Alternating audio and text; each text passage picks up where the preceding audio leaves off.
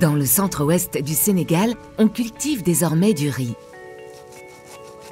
Grâce au soutien du Fonds africain de développement, le projet d'appui à la sécurité alimentaire permet d'augmenter la productivité et les revenus des petits agriculteurs. Dans ce combat contre la pauvreté, plus de la moitié des 420 000 bénéficiaires sont des femmes comme Yacine.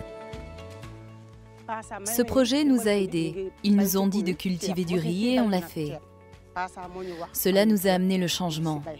Avant, la vie était dure. On partait dans la forêt pour chercher du bois mort et vendre du charbon. Maintenant, on arrive à inscrire nos enfants à l'école. Le riz que nous cultivons nous tient 6 ou 7 mois. Ce que nous économisons nous permet de payer la scolarité et d'offrir des soins de santé à nos enfants. Nous ne vivons plus la même misère. Après une partie de football entre camarades de jeu, son fils Mandiaye, 13 ans, se dit heureux de retrouver ses livres et ses cahiers. Depuis que sa mère cultive du riz, il a pu redevenir un adolescent comme les autres. Cela faisait 2 ans que je n'allais plus à l'école. On n'avait rien. Certains de mes amis partaient étudier, mais pas moi. Depuis que le projet a amené la culture du riz ici, je vais à l'école. Aujourd'hui, je suis épanoui.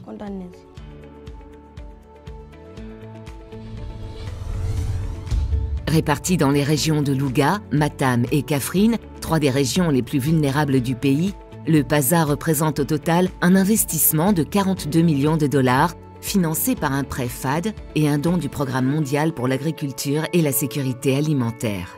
L'eau est devenue plus accessible grâce à de nombreux forages et la mise en place de systèmes d'irrigation.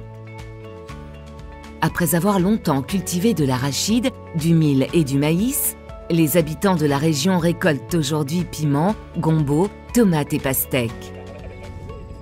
Les grandes activités qui ont été réalisées, qui ont été retenues dans le cadre de la mise en œuvre du PASA sont l'aménagement d'environ 2100 hectares de terre à travers la construction d'ouvrages de mobilisation d'eau de surface et la mise en place des fermes et des périmètres maraîchers, l'organisation de 25 unités pastorales centrées autour de 18 forages, dont 10 nouveaux forages, la construction de 120 km de pistes afin de désenclaver toutes les zones de production, le renforcement des capacités de 30 000 producteurs et l'organisation de producteurs.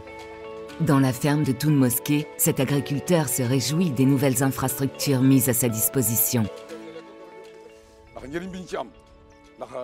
Cela nous a beaucoup aidés. Ils ont creusé un puits. Ils ont construit un magasin où l'on stocke nos récoltes.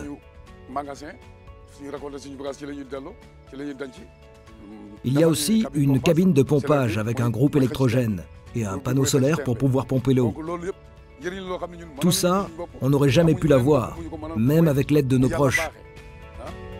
Grâce au projet, les populations se rapprochent de l'autosuffisance alimentaire, ont du travail au champ toute l'année et voient leurs sources de revenus se diversifier.